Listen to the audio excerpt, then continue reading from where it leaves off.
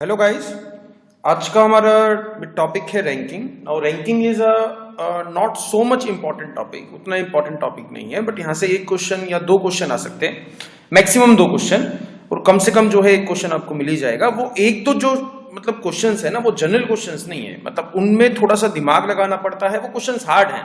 मतलब रैंकिंग में मैं ये नहीं कह रहा हूँ कि it is a very easy topic, उतना इंपॉर्टेंट नहीं है, बट टॉपिक हार्ड है। इसके दो क्वेश्चन, मतलब दो टाइप के क्वेश्चन काफी हार्ड बनते हैं। ठीक है, तो एक बार स्टार्ट करते हैं, just the basic of the ranking.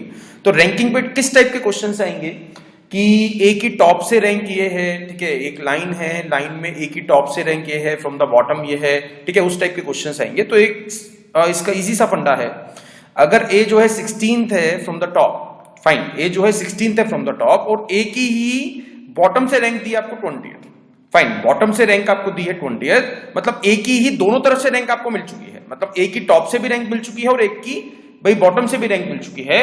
तो अगर मेरे से पूछा जाएगा कि find the total number of students, तो ये बोलता क्या है कि ए लेट सपोज यहां पे खड़ा है, तो ए अगर टॉप से 16th पोजीशन पे खड़ा है, तो उसके आगे आगे 15 स्टूडेंट्स खड़े हैं या नहीं खड़े हैं? भाई सिंपल सा मतलब हुआ ना, A is 16th from the top, मतलब ए जो है 16th है फ्रॉम द टॉप, तो उसके आगे आगे भी 16वें नंबर का तो वो बंदा है, तो उसके आगे आगे 15 स्टूडेंट्स खड़े हैं। अब इसी तरीके से ए जो है 20th है फ्रॉम द बॉटम, तो 20th प्लेस पे बॉटम से ये है, तो इसके पीछे पीछे 19 खड़े होंगे या नहीं खड़े होंगे? तो सबका सम करना है टोटल निकालने के लिए, तो 19 plus 15 plus 1, because A B line का ही हिस्सा है, तो यहां से आंसर क्या बन जाएगा? 35 इज द राइट आंसर। तो आंसर क्या आ गया? 35। नाउ बट ये वाले क्वेश्चंस आपको इस तरीके से नहीं करने हैं, ठीक है। कभी भी अगर एक बंदे की दोनों तरफ दोनों साइड से रैंक आपको दी है, ठीक है, एक ट्री की, एक बेंच की, मतलब एक चीज की दोनों तरफ से रैंक आपको मिल गई, तो दोनों रैंक को प्लस करना है, दोनों रैंक्स को प्लस करना है, उसमें से करना है -1, तो आंसर क्या आ जाएगा? 35 is the right answer, that's all. कभी भी दोनों तरफ से एक बंदे की रैंक आपको मिल जाती है, तो दोनों रैंक को प्लस करना है, उसमें से माइनस करना है 1, तो आपको टोटल नंबर ऑफ स्टूडेंट्स मिल जाएंगे, फाइन। तो ये मतलब इतना इजी क्वेश्चन एग्जाम में नहीं आएगा, बट ये वाली जो भाई कॉन्सेप्ट मैंने अभी आपको बताया है, इसका हार्ड क्वेश्चंस को छोटा करने के लिए हम यूज कर सकते हैं, फाइन, ठीक है। तो एक बार क्वेश्चन स्टार्ट करते हैं, इस वाले क्वेश्चन को खुद से ट्राई करो पहले, ठीक है, खुद से ट्राई करो। तो यहां पे देखते हैं 60 स्टूडेंट्स हैं, एक क्लास में 60 बच्चे हैं, where number of girls are twice that of boys, मतलब 60 स्टूडेंट्स हैं जिसमें गर्ल्स जो है वो बॉयज की ट्वाइस है, मतलब बॉयज और गर्ल्स में जो रेशो दी है वो क्या देती? 1:2 रेशो जो मिल गई है मेरे को, क्या मिल गई है? 1:2 की रेशो मिल गई है, मतलब लड़का अगर एक होगा तो लड़कियां मिल जाएंगी, तो because number of girls are twice that of boys, ठीक है। तो यहां पे अगर आप देखते हो तो 60 को किस रेशो में डिवाइड करना है? 2:1 की रेशो में आपको डिवाइड करना है, तो बॉयज निकाल लेते हैं, बॉयज निकाल लो, गर्ल्स निकाल लो, एक पार्ट निकाल लो, दूसरा आपको मिल जाएगा, तो 60 मल्टीप्लाई 1/3, तो 60 मल्टीप्लाई 1/3 क्या आ गया? 20 तो बॉयज हैं और गर्ल्स कितनी है? 60 में से अगर 20 बॉयज हैं तो गर्ल्स बन जाएंगे 40, तो आंसर क्या आ गया? 40, ठीक है। इसके बाद एक लाइन बनाते हैं, ठीक है, एक लाइन बनाते हैं। उसने बोला आकाश नाम का एक बॉय है, आकाश फीमेल नहीं लोगे आप, गर्ल नहीं लोगे, आकाश इज द बॉय, तो Akash rank 18th from the top, जो आकाश की जो पोजीशन है फ्रॉम द टॉप, जो आकाश की जो रैंक है फ्रॉम द टॉप, वो क्या है? 18th है।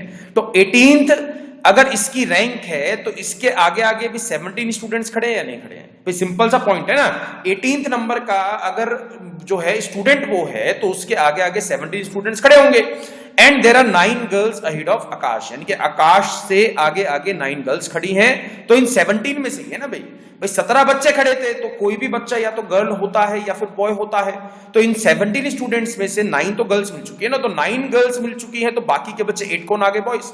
फिर उसके बाद उसने क्या पूछा? Then find the number of boys behind him in the line, him का मतलब क्या हो गया? Behind the Akash in the line, जो आकाश है उसके पीछे पीछे कितने बॉयज खड़े हैं आपको निकालना है। भाई अगर मैं आपसे पूछता हूं मेरे को टोटल नंबर ऑफ बॉयज के कितने चाहिए थे लाइन में, भाई 20 बॉयज चाहिए थे या फिर नहीं चाहिए थे? भाई क्लास में बच्चे ही 20 हैं, मतलब बच्चे नहीं, मतलब टोटल बॉयज ही 20 हैं, टोटल बॉयज ही 20 हैं, तो 20 बॉयज ही खड़े होंगे ना भाई लाइन में। 20 में से कितने मिल चुके हैं? 20 में से 8 बॉयज तो यहां पे मिल चुके हैं, आकाश इज ऑल्सो द बॉय, तो 8 + 1 यानी कि 9 बॉयज तो मिल चुके हैं ना, 9 बॉयज मिल चुके हैं, तो 11 बॉयज बचे हैं, तो 11 बॉयज के लिए एक ही जगह बसती है, आकाश से पीछे, तो आकाश से पीछे पीछे कितने बॉयज खड़े हैं? 11 is the right answer, that's all, fine. तो just you need to make the chart, एक चार्ट आपको तैयार करना है, ठीक है, एक चार्ट आपको तैयार करना है, उस चार्ट में जो जो डेटा मिलता जाएगा उसको प्लॉट करते जाओ।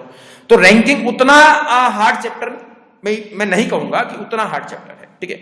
वन मोर, इस वाले क्वेश्चन को खुद से ट्राई करना, भी एक बार खुद से ट्राई करना है, उसके बाद मेरी वीडियो प्ले करनी है, ठीक है। P is 18 from the left hand, उसने आपसे क्या कहा कि P is 18th from the left and. इस चीज को ध्यान से पढ़ना, इसने क्या लिखा है, लेफ्ट एंड, यानी कि उल्टे हाथ की तरफ वाला जो एंड है उससे P 18th पोजीशन पे खड़ा है, and S is 10th from the right and, S जो है वो 10th है from the right and, and there are 7 students between them, then find the number of total students in the row.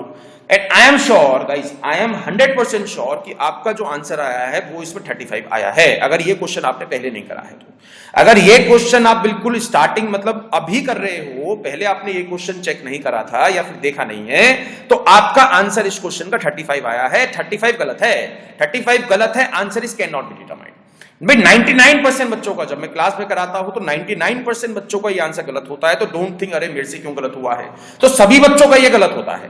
और examiner ऐसे question ढूंढता है भाई, ऐसे क्वेश्चन ढूंढता है जो सारे बच्चों का ही गलत होने के 99% चांसेस हो, ठीक है। तो यहां पे एक बार ही देखते हैं भाई उसने क्या कहा आपसे, उसने कहा कि P is 18th from the left and and S is 10th from the right and, और उन दोनों के बीच में 7 बच्चे बैठे हैं। Now this is the important line, 7 students between them, उन दोनों के बीच में 7 बच्चे बैठे हैं। तो उसने जस्ट मेरे को क्या बताया है कि P और S के बीच में 7 बच्चे बैठे हैं। अब P के राइट में S है या P के लेफ्ट में S है, उसकी जानकारी तो आपको पता ही नहीं है ना भाई। सिंपल सा लॉजिक है, अगर दोनों के बीच में 7 बच्चे बैठे हैं तो P के राइट में भी S बैठ सकता है और P के लेफ्ट में भी S बैठ सकता है। अब आपका डाउट बन रहा होगा सर यहाँ पे तो लेफ्ट बोला है, लेफ्ट एंड बोला है, ठीक है। अगेन मैंने डाउट क्लियर कर दिया आपका, सर वहां पे जो है लेफ्ट एंड बोला है, 18th from the left and, उल्टे हाथ की तरफ वाला जो लाइन का एंड है वहां से P 18th पोजीशन पर है। उसने ये नहीं बोला है कि वो S के लेफ्ट में है, ठीक है। तो यहां पे केसेस आपको बनाने पड़ेंगे दो। कभी भी अगर रीजनिंग में ऐसी कोई स्टेटमेंट आती है, ठीक है, मैंने शायद आपको सिटिंग अरेंजमेंट में भी ये चीज बताई थी कि अगर कोई ऐसी स्टेटमेंट कभी भी आएगी तो हमेशा आपको 2 केसेस बनाने हैं, P के उल्टे हाथ की तरफ भी S हो सकता है और P के राइट में भी S हो सकता है। तो केस 1 जो आप लोगों ने बनाया था एकदम जल्दी जल्दी और वीडियो प्ले करी थी कि आंसर सही निकलेगा, बट आंसर सही नहीं निकला, तो यहां पे 7 है।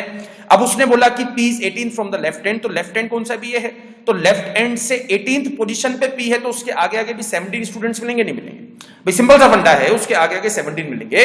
Now S is 10th from the right and, अब S जो है 10th है फ्रॉम द राइट एंड, तो उसके पीछे पीछे 9 मिलेंगे। तो यहां से जब सम करोगे इसका तो आंसर क्या आ जाएगा 35, 17 प्लस 7 प्लस 9 हो गया 33। 33 में 2 भी जोड़ने हैं बिकॉज P और S भी लाइन का हिस्सा है, तो आंसर क्या गया 35 is the right answer. But इसके अलावा जो केस 2 बनेगा उसमें 35 आंसर नहीं आएगा। एक बार चेक करा देता हूं, मतलब जो मैं समझा रहा था ना आपको इससे पहले, वो ये समझा रहा था कि इन 17 स्टूडेंट्स में से भी कोई एक बंदा S हो सकता है, देयर इज अ पॉसिबिलिटी, ठीक है, हो सकता है। तो आप श्योर 35 नहीं बोल सकते हो ना, मतलब एक बार आपने P के राइट में S मान लिया है तो एक बार आपको P के उल्टे हाथ की तरफ भी S मानना पड़ेगा। दोनों के बीच में 7 बच्चे रहेंगे भी। कोई भी केस ट्रू कब होगा, मैं रिपीट कर देता हूं एक बार, कोई भी केस ट्रू कब होगा जब तीनों की तीनों कंडीशन सही होंगी। कोई भी केस में ट्रू कब मान सकता हूं, जब P जो है लेफ्ट हैंड से 18th पर भी मिलेगा, S जो है राइट हैंड से 10th पर भी मिलेगा और दोनों के बीच में 7 बच्चे भी रहेंगे, तभी मैं उस केस को सही बना सकता हूं, ठीक है, तभी मैं बोल सकता हूं कि वो वाला केस सही है, अगर ये तीनों कंडीशन उस केस में सही हो गई। तो इस वाले केस में जो सेकंड केस है, मैंने ये वाली कंडीशन तो सही बना दी कि 7 स्टूडेंट्स बिटवीन देम, उन दोनों के बीच में 7 बच्चे बैठे हैं। अब लेफ्ट हैंड कौन सा भी ये है और राइट हैंड कौन सा है, वो ये, तो लेफ्ट एंड से वो 18th प्लेस पर बैठा है जो P है, S की बात नहीं कर रहा हूं मैं, I am talking about P। तो P जो है वो 18th पर है, तो उसके पीछे उसके आगे आगे तो भाई 17 स्टूडेंट्स मिलेंगे, नहीं मिलेंगे। अगर इस वाले कोने से जो P की रैंक है वो 18th है, तो इसके आगे आगे तो 17 स्टूडेंट्स मिलेंगे ना भाई। तो 17 में से कितने मिल चुके हैं आपको, 17 में से मेरे को 8 बच्चे तो मिल चुके हैं ना भाई। S is also the part, 7 तो ये पढ़े हैं और S भी एक बच्चा है, तो 8 बच्चे तो मिल चुके हैं। 17 मेरे को चाहिए थे, जिसमें से 8 बच्चे ऑलरेडी मिल चुके हैं, तो कितने और चाहिए मेरे को और चाहिएंगे 9 स्टूडेंट्स। तो अगर मैं यहाँ पे 9 स्टूडेंट्स डाल देता हूं तो P जो है वो 18th from the left hand बन गया है। इसमें किसी को डाउट है तो मेरे से पूछ लो एक बारी। तो यहाँ पे जो है अगेन मैं एक बार रिपीट कर देता हूं कि P जो है 18th था from the left hand, 18th था फ्रॉम द लेफ्ट एंड, तो लेफ्ट एंड से वो 18वें नंबर का बंदा है, तो उसके आगे 17 मिलने चाहिए ना भाई। 17 मेरे को चाहिए ही चाहिए, 17 ही चाहिए एग्जैक्टली। 17 का आप 18 नहीं कर सकते हो, 17 का आप 16 भी नहीं कर सकते हो। तो 17 में से 8 स्टूडेंट मिल चुके हैं, तो मेरे को 9 और डालने पड़ेंगे, तो P जो है वो 18th बन जाएगा from the left hand. Next जो है बनाते हैं भाई, S भी तो सही बनाना है ना, मेरे को S भी तो 10th बनाना है फ्रॉम द राइट हैंड। तो एस भी मेरे को 10th बनाना है फ्रॉम द राइट हैंड, तो राइट हैंड से अगर एस 10th प्लेस पर है तो उसके पीछे पीछे 9 स्टूडेंट्स बनेंगे नहीं बनेंगे? 9 बनेंगे। 9 में से 7 + 1 8 स्टूडेंट्स तो मिल चुके हैं, तो यहां पे कितने बच्चे चाहिए? एक और बच्चा डाल दूंगा, तो एस जो है वो राइट हैंड से 10th प्लेस पे बन सकता है। तो मैंने तीनों की तीनों कंडीशन सही कर दी। पी जो है लेफ्ट हैंड से 18th पर भी आ गया, एस जो है 10th प्लेस पे आ गया फ्रॉम द राइट हैंड, और दोनों के बीच में 7 बच्चे बैठे। एक चीज भाई इस चीज में ध्यान रखना, बहुत ज्यादा आपको ध्यान रखना इस चीज का, अगर P बोला है 18 फ्रॉम द लेफ्ट हैंड, तो उसके आगे आगे 17 स्टूडेंट्स ही आ सकते हैं, ना 17 से एक कम ना 17 से एक फालतू, ठीक है। एग्जैक्टली मेरे को 17 ही चाहिएंगे, तभी वो वाली कंडीशन सही होगी कि P जो है 18 है फ्रॉम द लेफ्ट हैंड। तो यहां से जब सॉल्व करोगे, यहां से जब आंसर निकालोगे, तो ये 9 आ गया, ये 7 आ गया, ये 1 आ गया, तो 17 और +2 करोगे तो क्या आ जाएगा? 19। तो 19 भी उतना ही ठीक है जितना 35 ठीक है। तो आंसर क्या बन गया? Can not be determined is the right answer. That's all. एक ऑप्शन दिया होगा कैन नॉट बी डिटरमाइंड, तो ये आपके लिए सही आंसर है। That's all. अगला क्वेश्चन में इसी टाइप का दूंगा भाई, सेम टाइप का एक और क्वेश्चन आपको खुद से ट्राई करना है, फिर आंसर जो है ना मैच करने हैं, ठीक है। P is 20th from the left hand, ठीक है। तो यहां पे भी केस 2 बनाने पड़ेंगे, तो केस 1 तैयार करते हैं कि P जो है 20th है फ्रॉम द लेफ्ट हैंड, ठीक है, और P और S के बीच में 18 बच्चे बैठे हैं, और S जो है वो 22nd है फ्रॉम द राइट हैंड, तो उसके पीछे पीछे आगे 21 स्टूडेंट्स। तो यहां से जब सबका सम निकालोगे तो सम क्या मिल जाएगा? 58, 20 + 18 + 21, ठीक है। हाँ, यहां पे ये 20 नहीं आएगा, इसको ठीक कर लेना, यहां पे 19 आएगा, ठीक है। तो यहां पे जो है वो 19 है, तो 19 + 18 + 21 करोगे तो क्या आ जाएगा? 58। 58 में 2 और जोड़ना है, तो आंसर क्या आ गया? 60 आ गया मेरा फर्स्ट केस का आंसर। भाई सेकंड केस एक बार बनाना पड़ेगा। जब P के सीधे हाथ की तरफ आपने S मान लिया है, तो P के उल्टे हाथ की तरफ भी S आपको मानना पड़ेगा, ठीक है, मानना पड़ेगा। तो यहां पे जब देखोगे तो इन दोनों के बीच में 18 बच्चे चाहिए भाई। 18 दिया है क्वेश्चन में, 18 क्वेश्चन में दिया है, तो 18 स्टूडेंट्स ही चाहिए ना भी S और P के बीच में, ठीक है। अब चाहे P इधर की तरफ है चाहे उधर की तरफ है, उससे कोई मतलब नहीं है भाई। अब उसने जो मांगा है कि P should be 20th from the left hand, P should be 20th from the left hand, तो 20th का मतलब क्या हो गया कि P के आगे आगे मेरे को 19 स्टूडेंट चाहिए एग्जैक्टली। भाई चीज समझ में आई या नहीं आई? P के आगे आगे मेरे को एग्जैक्टली 19 स्टूडेंट्स चाहिए, तो 19 में से कितने बच्चे मिल चुके हैं भाई? अभी अगर आप देखते हो तो 18 यहां पे खड़े हैं, एक बच्चा ये खड़ा है, मेरे को 19 ही चाहिए थे और 19 ही खड़े हैं, तो एक भी बच्चा ऐड करने की जरूरत नहीं है भाई। ये जो S है वो जो है सेकंड केस में फर्स्ट प्लेस पे आ गया। तो चीज समझ में आई भाई? तो ऐसा भी केस हो सकता है जब मेरे को प्लस करने की यहां पे जरूरत ना पड़े। भाई मेरे को P के आगे आगे 19 बच्चे चाहिए थे ना, जितने बच्चे चाहिए, जितने कमी पड़ रही है वो आपको निकालना है। ये पूरा फंडा, ठीक है, ये क्वेश्चन पक्का आएगा। तो P के आगे आगे मेरे को 19 चाहिए, 19 के 19 मिल चुके हैं, तो एक भी बच्चा प्लस करने की जरूरत नहीं है। फाइन। और इसके बाद चेक करते हैं। इसके बाद उसने क्या बोला कि S should be 22nd from the right hand. जो S है वो 22nd बनना चाहिए फ्रॉम द राइट हैंड। तो 22nd का मतलब क्या हो गया? उसके पीछे पीछे मेरे को 21 बच्चे चाहिए, बिकॉज 22nd पे तो ये है फ्रॉम द राइट हैंड।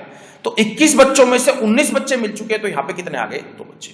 तो 18 + 2 आंसर क्या बन गया? 22 students is also the right answer. 60 is also the right answer. तो आंसर क्या बन गया? कैन नॉट बी डिटरमाइंड, ठीक है। तो यहां से एक मैं कुछ शॉर्टकट सब जो है स्टार्ट करूंगा, ठीक है, शॉर्टकट स्टार्ट करूंगा। फर्स्ट केस का कभी भी अगर आपको आंसर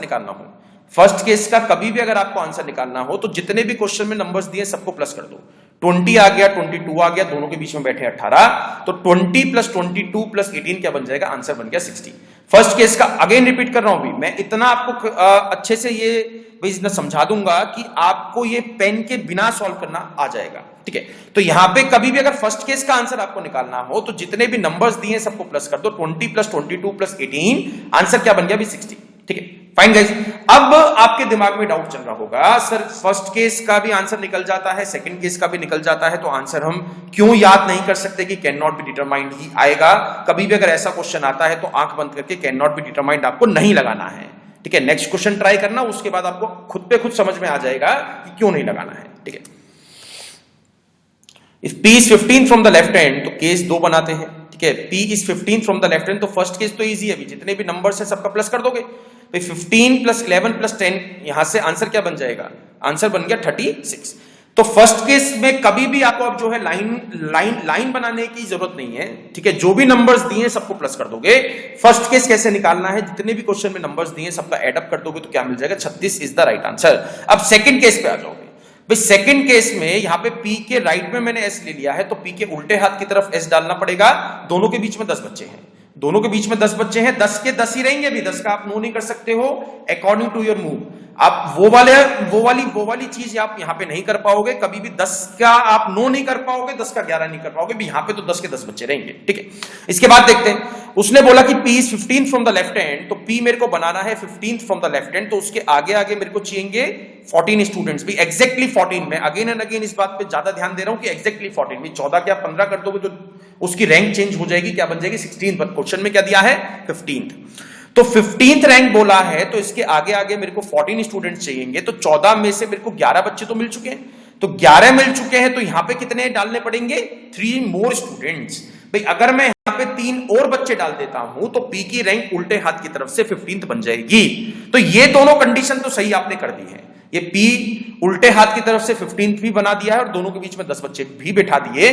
बट ये कंडीशन भी बची है ना भाई, इसको आप इग्नोर नहीं कर सकते हो। दिस कंडीशन इज इंपॉर्टेंट, ठीक है, this condition is important. S is 11th from the right hand, तो मेरे को जो S है वो 11th बनाना है फ्रॉम द राइट हैंड, ठीक है। मेरे को जो S है वो 11th बनाना है फ्रॉम द राइट हैंड। तो 11th का मतलब क्या हुआ भाई, 11th का मतलब हुआ कि मेरे को उसके पीछे पीछे एग्जैक्टली 10 बच्चे चाहिए। भाई चीज समझ में आई या नहीं आई? भाई अगर S जो है सीधे हाथ की तरफ से 11th नंबर पे बैठा है तो उसके पीछे पीछे 10 बच्चे चाहिए ना आपको, तो 10 बच्चे चाहिए, बट पहले से ही खड़े हैं अभी 11 बच्चे। भाई यहां पे 10 थे और P एक और है, तो उसके पीछे पीछे पहले से ही 11 बच्चे खड़े हैं। तो अगर ज्यादा बच्चे हैं तो आप कम नहीं कर सकते हो। भाई आई चीज समझ में? ये सिंपल सा लॉजिक है। अगर बच्चे यहां पे फालतू आ गए हैं तो आप कम नहीं कर सकते हो, बच्चों को भगा नहीं सकते हो। भाई 11 तो रहेंगे। S के पीछे पीछे 11 बच्चे तो खड़े रहेंगे। 11 का 12 कर सकते हो, 13 कर सकते हो, 20 कर सकते हो, 30 कर सकते हो, बट 11 का 10 बनाना इज नॉट पॉसिबल।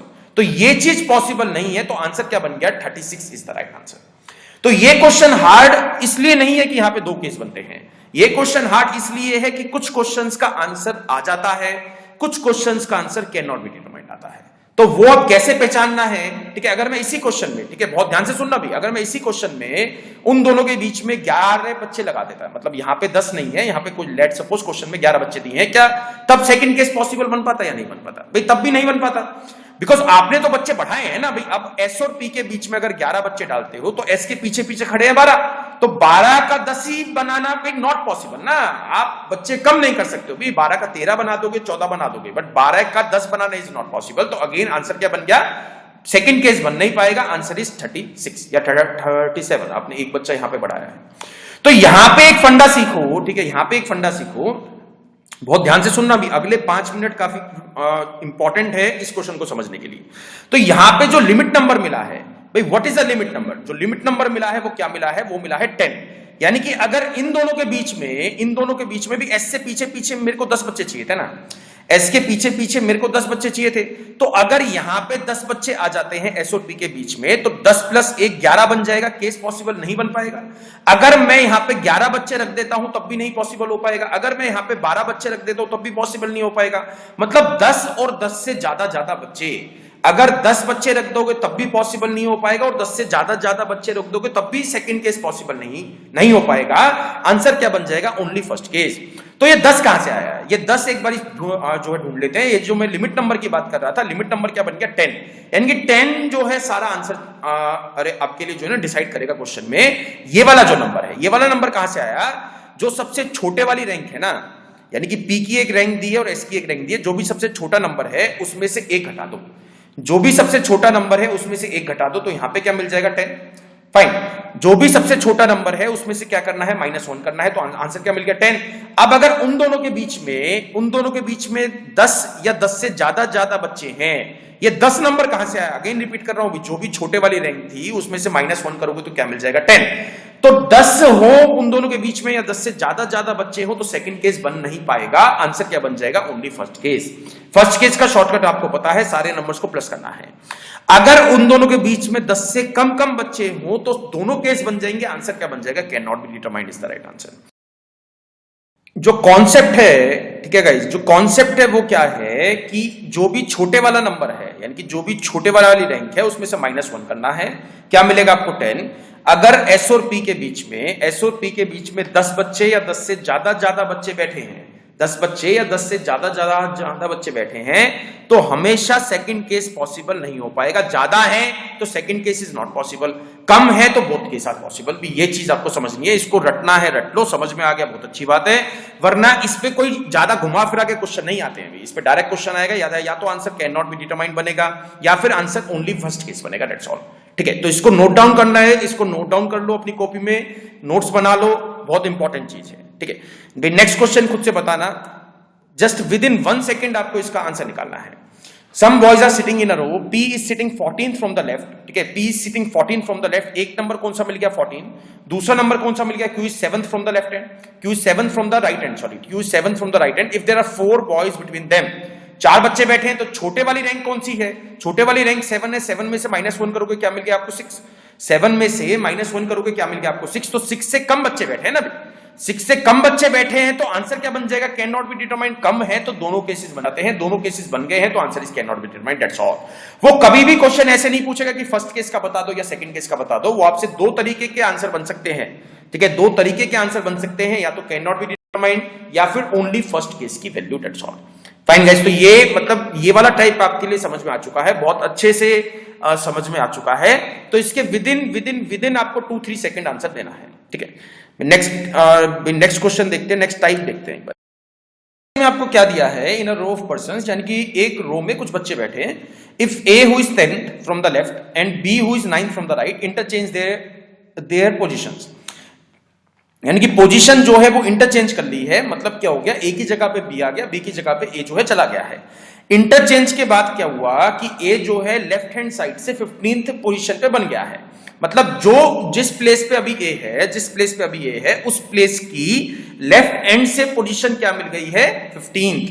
अब उसी प्लेस पे पहले कौन था, बिना बी था या नहीं था भाई, उसी प्लेस की बात कर रहा हूं, नए प्लेस की बात कर रहा हूं भी। I am not talking about the person, I am talking about the place. जो प्लेस है, जो बी की जो प्लेस थी, उस प्लेस पे अब कौन आ चुका है ए, तो बी की प्लेस की राइट से पोजीशन पता थी और उसी प्लेस की लेफ्ट से भी पोजीशन मिल गई है। तो दोनों मतलब दोनों तरफ से रैंक मिल चुकी है, दोनों तरफ से रैंक मिल चुकी है, तो दोनों रैंक को प्लस कर दोगे, माइनस कर दोगे 1, तो आंसर आपको मिल जाएगा। तो मैं जो समझाना चाहता हूं वो ये है, लेट्स सपोज किसी बेंच पे बी बैठा था, किसी बेंच पे बी बैठा था, इस बेंच की राइट हैंड साइड से पोजीशन क्या दी थी 9th। भाई बेंच की बात कर रहा हूं, बी की बात नहीं कर रहा हूं। यहां पे बेंच पे ए भी आ सकता है, सी भी आ सकता है, डी भी आ सकता है। मैं इस बेंच की रैंक की बात कर रहा हूं। इस बेंच की रैंक क्या दे दी आपको राइट हैंड साइड से 9th। अब इसी बेंच पे उठ के कौन आ गया ए, भाई जब यहां से बी जाएगा तो अपने साथ बेंच लेके तो नहीं जाएगा, फाइन। तो उसी बेंच पे कौन आ गया ए। अब इस बेंच की उल्टे हाथ की तरफ से पोजीशन क्या मिल गई है 15th। तो सेम बेंच है ना भाई, बेंच तो सेम है, मतलब प्लेस सेम है। तो उसी प्लेस पे पहले बी था, उस प्लेस पे अब कौन है ए है। तो किसी भी प्लेस की दोनों तरफ से रैंक मिल जाती है। तो मैं क्या करता हूं, जो मैंने फर्स्ट पार्ट में आपको सिखाया था, 15 + 9 - 1, आंसर क्या आ गया 23। 23 is the total number of students. तो इसका जो शॉर्टकट है, ठीक है, अगर आपको इस क्वेश्चन में भी पेन का यूज नहीं करना है तो इसका शॉर्टकट क्या है, इंटरचेंज के बाद चेक करो किसकी रैंक दी है। इंटरचेंज के बाद बोला है ए बिकम 15 फ्रॉम द लेफ्ट, यहां पे लेफ्ट दिया है ना भाई, इंटरचेंज हुआ है। इंटरचेंज के बाद आपको चेक करना है कि यहां पे लेफ्ट दिया है या फिर राइट दिया है। लेफ्ट दिया है तो ऊपर जो 2 स्टेटमेंट दी थी, ये वाली 2 स्टेटमेंट दी थी, तो इसमें से राइट वाली आपको पिक करनी है, फाइन। अगर इंटरचेंज के बाद यहां पे राइट दिया होता तो मैं ऊपर से लेफ्ट वाली पिक कर लेता। इंटरचेंज के बाद लेफ्ट दिया है तो ऊपर से राइट वाली पिक कर लोगे। तो लेफ्ट से उसकी रैंक क्या मिल गई 15, राइट से उसकी रैंक क्या मिल गई 9। तो दोनों नंबर को प्लस करना है और माइनस करना है 1, तो आंसर क्या आ गया 23 is the right answer. Left दिया है तो राइट पिक करना है, राइट दिया है तो लेफ्ट पिक करना है, तो टोटल नंबर ऑफ स्टूडेंट्स आपको मिल जाएंगे। अगला वाला क्वेश्चन सेम तरीके का है, ठीक है, सेम क्वेश्चन है, उसको एक बार ही ट्राई करना। दीपक इज 7 फ्रॉम द लेफ्ट, ठीक है, यहां पे लेफ्ट दिया है, यहां पे राइट दिया है। इंटरचेंज के बाद क्या बोला है राइट, तो राइट बोला है तो मैं कौन सी स्टेटमेंट पिक करूंगा, लेफ्ट वाली। राइट से रैंक क्या मिलेगी 22, लेफ्ट से रैंक क्या मिलेगी 7, तो 7 + 22 - 1, तो यहां से आंसर क्या मिल जाएगा 18 is the number of students is the right answer. Sorry 18th नहीं, 22 + 7 क्या हो गया 29 - 1, आंसर क्या आ गया 28 is the right answer. It's all. तो चीज आपको समझ में आई, ठीक है। तो ये वाला एक क्वेश्चन है जो मैं जिस टाइप की बात कर रहा था, जो सेकंड टाइप का क्वेश्चन है वो ये है इंटरचेंज वाला। तो ये 2 ही तरह के क्वेश्चन बन सकते हैं भाई, एक जिसपे मैंने पहले 4 क्वेश्चन कराए थे और एक ये है जिसपे मैंने अभी आपको 2 क्वेश्चन कराए हैं, ठीक है। इसके अलावा कुछ देखे, इसकी प्रैक्टिस कर लेते हैं रैंकिंग की। ये क्वेश्चन आपको दिया है, ठीक है, ये बेसिकली सेट दिया है, तो ऐसा कोई सेट आएगा तो करीब करीब 3 से 4 क्वेश्चन उसमें डाल सकता है। In a class of boys and girls, मतलब एक क्लास है जिसमें कुछ बॉयज हैं और कुछ गर्ल्स हैं, तो लेट्स सपोज वो इस तरीके से बैठे हैं। अमर्स रैंक इज 12th, तो उसने जो है अमर की रैंक क्या दी है 12th, ठीक है, अमर की रैंक दी है 12th, तो 12th बॉटम या टॉप नहीं बोला है, तो अमर की रैंक आपको टॉप से मान के चलना है। अपने स्कूल टाइम ध्यान करो, जो मैं बोलता था कि मेरी रैंक 3rd आई है, तो 3rd रैंक भी टॉप से आई है। कुछ बच्चे होंगे जिनकी रैंक फ्रॉम द बॉटम आती थी 3rd, बट वो वाला केस यहाँ पे आपको नहीं लेना है। तो अमर की रैंक 12th है, 12th जो है वो बाय डिफॉल्ट कहां से है, टॉप से है। तो अमर की रैंक अगर 12th है तो उसके आगे भी 11 बच्चे खड़े हैं या नहीं खड़े हैं। अभी तक मेरे को बॉयज एंड गर्ल्स का हिसाब किताब नहीं पता है, बट मैं एक चीज निकाल सकता हूं कि अमर की रैंक अगर 12 है तो 12 का मतलब क्या हो गया, उसके आगे 11 बच्चे खड़े हैं, इसमें से कुछ बॉयज होंगे और कुछ गर्ल्स होंगी, वो अभी नेक्स्ट स्टेटमेंट में उसको फाइंड कर लेंगे। इसके बाद उसने क्या बोला, एंड मीताज रैंक इज 8, मीता की जो रैंक है वो 8th है, तो मीता इससे पहले ही आएगी। अगर जो है अमर की रैंक 12 है और मीता की रैंक 8 है, तो उससे पहले ही मीता आपको डालनी पड़ेगी। तो मीता की रैंक अगर 8 है तो मीता के आगे भी 7 बच्चे मिलेंगे या नहीं मिलेंगे। भाई मीता की रैंक अगर 8th है तो उसके आगे 7 स्टूडेंट्स मिल जाएंगे, ठीक है। देन सेकंड स्टेटमेंट पे आओ। सेकंड क्या दिया है, Amar's rank among the boys is 9th, यानी कि अमर की जो रैंक है अमंग द बॉयज, जब मैं लड़कों को खड़ा करता हूं तो अमर जो है वो 9th रैंक पे बैठता है। तो Amar's rank among the boys is 9, तो लड़कों में उसकी रैंक क्या है, 9th है। तो लड़कों में उसकी रैंक का मतलब क्या हो गया कि उसके आगे 8 बॉयज खड़े हैं, मतलब इन 11 बच्चों में से 8 बॉयज हैं। इन 11 बच्चों में से 8 बॉयज हैं, तो बाकी के बच्ची 3 क्या है, गर्ल्स हैं। फाइन भाई, इन 11 का ब्रेकअप मिल गया ना आपको, इन 11 बच्चों का ब्रेकअप मिल गया।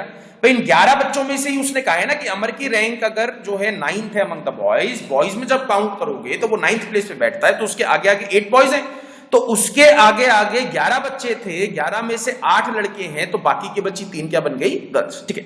इसके बाद देखते हैं, Meeta's rank among the girls is 3rd, Meeta की जो रैंक है लड़कियों में 3rd है। तो लड़कियों का मतलब क्या हो गया, अभी उसके आगे 7 स्टूडेंट्स थे, तो अगर लड़कियों में काउंट करा जाए तो मीता तीसरे नंबर की लड़की है, तो उसके आगे 2 गर्ल्स खड़ी हैं। तो 2 गर्ल्स खड़ी हैं, तो बाकी के बच्चे 5 कौन आगे भी बॉयज, बाकी के बच्चे 5 कौन मिल गए, बॉयज, ठीक है। इसके बाद मैं थोड़ा सा इसको ठीक कर लेता हूं।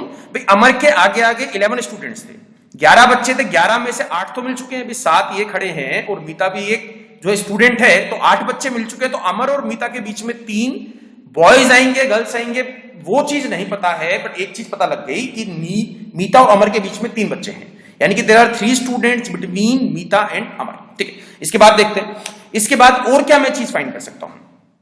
भाई मेरे को अमर से आगे टोटल 8 बॉयज चाहिए थे, भाई 3 गर्ल्स चाहिए थी, अमर से आगे मेरे को 3 गर्ल्स चाहिए थी और 8 बॉयज चाहिए थे। 3 गर्ल्स तो मिल चुकी हैं, भाई एक मीता इज ऑल्सो द गर्ल और उसके आगे 2 गर्ल्स खड़ी हैं, यानी कि 3 गर्ल्स तो मिल चुकी हैं, 8 बॉयज नहीं मिले हैं। तो 8 में से 5 बॉयज तो मिल चुके हैं ना भाई आपको, 8 में से 5 बॉयज मिल चुके हैं, तो ये 3 के 3 क्या होंगे, बॉयज का राइट आंसर, ठीक है। इसके बाद देखते हैं, in the class Meeta's rank is 52nd from the other end. Other end का मतलब क्या हो गया, from the bottom. From the bottom जो मीता है वो 52nd रैंक पर है। 52nd फ्रॉम द गर्ल्स या बॉयज उसने नहीं बोला है। In the class Meeta's rank is 52nd from the other end, यानी कि 52nd रैंक की स्टूडेंट मीता है फ्रॉम द बॉटम। तो उसके पीछे 51 स्टूडेंट चाहिए। 51 में से कितने पहले से खड़े हैं, मीता से पहले 3 तो ये बॉयज खड़े हैं और अमर भी एक खड़ा है, यानी कि 51 में से 4 बच्चे तो मिल चुके हैं ना भाई।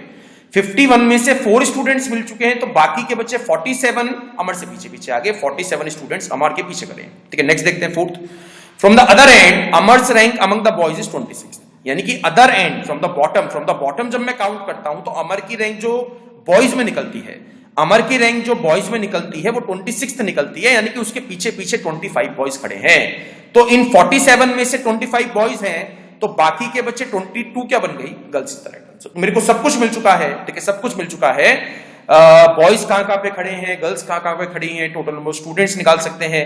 क्वेश्चन नंबर फर्स्ट पढ़ो, how many girls are there after Amar. Amar से पीछे कितनी गर्ल्स है, 22 इज द राइट आंसर। तो फर्स्ट क्वेश्चन का मिल गया 22। सेकंड देखो, find the total number of students. तो टोटल नंबर ऑफ स्टूडेंट्स निकालने एक तरीका तो ये है कि सबको प्लस कर दो, बाकी एक तरीका ये है कि फर्स्ट और थर्ड स्टेटमेंट को देखो। मीता की रैंक मेरे को टॉप से दी थी, क्या दी थी, 8th, और मीता की ही रैंक फ्रॉम द बॉटम भी क्या मिल गई है, 52nd। तो अगर एक ही बंदे की दोनों तरफ से रैंक आपको मिल जाती है, तो आप क्या करते हो, फिर टोटल नंबर ऑफ स्टूडेंट्स निकालने के लिए आप क्या करोगे, दोनों रैंक को प्लस करोगे और उसमें से माइनस कर दोगे 1 तो आंसर क्या आ गया 59। फाइन गाइस, तो वो कंफ्यूज करने के लिए कई बार क्या करता है, बहुत बड़े बड़े क्वेश्चन दे देता है बट उसमें हिंट छोड़ देता है टोटल नंबर ऑफ स्टूडेंट्स निकालने का। एक बंदे की दोनों तरफ से रैंक डाल देगा, तो दोनों तरफ से रैंक मिल गई तो दोनों को प्लस माइनस 1, आंसर क्या गया 59 इज द राइट आंसर। ठीक है, इसमें थोड़ा सा और हार्ड क्वेश्चन करते हैं रैंकिंग पे ही। This is what, this is minimum. ठीक है, 3 persons A and B, A, B, C are standing in the queue. There are 5 persons between A and B. A और B के बीच में 5 बंदे बैठे हैं और 8 बंदे बैठे हैं B और C के बीच में। If there are 3 persons ahead of C, C के आगे 3 है और A के पीछे 21 हैं। What could be the minimum number of students या minimum number of persons in the queue? तो यहां पे एक चीज आपको समझनी पड़ेगी, मिनिमम और मैक्सिमम का केस। ठीक है, मैक्सिमम का मतलब क्या हो गया, मेरे को ज्यादा से ज्यादा बच्चे इंक्रीज करने हैं, मतलब मेरे को बढ़ाने हैं, नए नए बच्चे लाने हैं। मिनिमम का मतलब क्या हो गया, मेरे को नए बच्चे कम से कम लाने हैं। चीज समझ में आई? यानी मिनिमम का मतलब क्या हो गया, नए बच्चे आपको कम से कम लाइन में ऐड करने हैं। तो यहां पे सबसे पहले किससे क्वेश्चन को स्टार्ट करोगे, सी से, बिकॉज सी की मेरे को एक तरफ से रैंक दी है, सी की मेरे को टॉप से रैंक दी है, बिकॉज उसके आगे आगे 3 बच्चे बैठे हैं, 3 persons ahead of C, तो उसके आगे आगे 3 बैठा दिए। फिर इसके बाद आपको स्टेटमेंट ढूंढनी है जिसमें सी के बारे में कुछ एक्स्ट्रा जानकारी आपको दी है। तो उसने बोला 8 persons बिटवीन बी एंड सी, तो बी और सी के बीच में 8 बच्चों का गैप है, यानी कि उन दोनों के बीच में 8 बच्चे बैठे हैं। तो इस वाली स्टेटमेंट के केस बनेंगे दो, मैंने आपको बताया था 8 persons बिटवीन बी एंड सी, तो बी के ऊपर सी है या बी के नीचे सी है ये आपको नहीं पता है, तो दोनों ही केस आपको मान के चलने पड़ेंगे। बट यहां पे सी के ऊपर आप बी नहीं डाल पाओगे, बिकॉज सी के ऊपर मैक्सिमम 3 बच्चे हैं, बी और सी के बीच में आपको 8 बच्चे बनाने हैं, तो बी उसके नीचे ही आएगा, इसमें आप कुछ नहीं कर सकते। ठीक है, तो यहां पे आगे उन दोनों के बीच में 8 बच्चे। ठीक है, इसके बाद देखते हैं, इसके बाद उसने बोला है कि ए और बी के बीच में 5 बच्चे हैं। अब इस वाली स्टेटमेंट से क्लियर होगा कि मिनिमम निकालना है या फिर मैक्सिमम निकालना है। मिनिमम भी इसी वाली स्टेटमेंट से निकाल सकते हैं और मैक्सिमम भी इसी वाली स्टेटमेंट से निकालना पड़ेगा। There are 3 persons between A and B, A और बी के बीच में 5 बच्चों का गैप है। अब बी अगर यहां पे बैठा है, अब मैं बोल सकता हूं भी ए यहां पे भी आ सकता है और ए यहां पे भी आ सकता है, तो कोई सा एक ए लेके मिनिमम मिलेगा, कोई सा एक ए लेके आपको जो है मैक्सिमम नंबर ऑफ स्टूडेंट्स मिलेंगे। ठीक है, तो यहां पे एक चीज समझना भाई, उसने बोला कि ए और बी के बीच में 5 बच्चे हैं, तो अगर मैं बी के बाद ए को प्लॉट करता हूं, अगर मैं बी को यहां पे डालता हूं, तो ये जो 5 बच्चे आप डालोगे ये नए स्टूडेंट्स आए हैं या फिर नहीं आए हैं? भाई ये आप नए बच्चे लाए हो ना, और मिनिमम निकालने हैं तो नए से नए आपको कम बच्चे लाने पड़ेंगे, यानी कि नए स्टूडेंट्स तो आपको लाने ही नहीं है, आपको अपनी तरफ से फुल कोशिश करनी है कि नए बच्चे ना आए। तो अगर मैं ए को बी के बाद रखता हूं तो ये 5 बच्चे नए आए हैं। इन कंपैरिजन अगर मैं ए को बी के ऊपर रखता हूं तो ये जो 5 बच्चे हैं ये नए नहीं है, ये मैंने इन 8 में से ही निकाल लिया है। भाई ये है फंडा।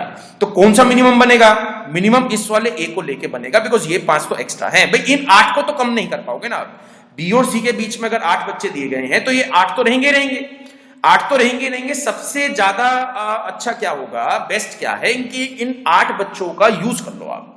मतलब 8 बच्चे जो हैं मैंने बी और सी के बीच में भी बना दिए और इन्हीं बच्चों का यूज कर दिया जब ए और बी के बीच में आपको 5 बच्चे बनाने थे।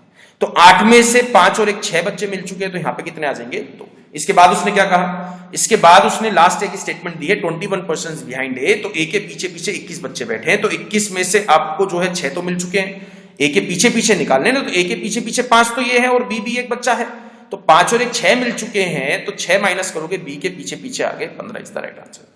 टोटल निकाल दो, 15 बच्चे यहां पे खड़े हैं, 8 बच्चे यहां पे खड़े हैं, 3 बच्चे यहां पे खड़े हैं, तो 15 + 3 हो गया 18 + 8 हो गया 26 और 26 और 3, ठीक है, सॉरी 15 + 8 हो गया 23, 23 और 3 हो गया 26, तो 26 और 3 आंसर क्या आ जाएगा? 29 students is the right answer. Sorry 29 नहीं आएगा, 28 आएगा। यहां पे 15 है, यहां पे 8 है और यहां पे 3 है, तो ये हो गए 26 स्टूडेंट। उसमें प्लस करना पड़ेगा खाली 2, बिकॉज इन 8 बच्चों में से एक ए है, तो ए तो मैंने इन 8 में ही काउंट कर लिया ना, तो अलग से उसको प्लस नहीं करोगे, तो आंसर क्या आ जाएगा? 28 is the right answer. That's all.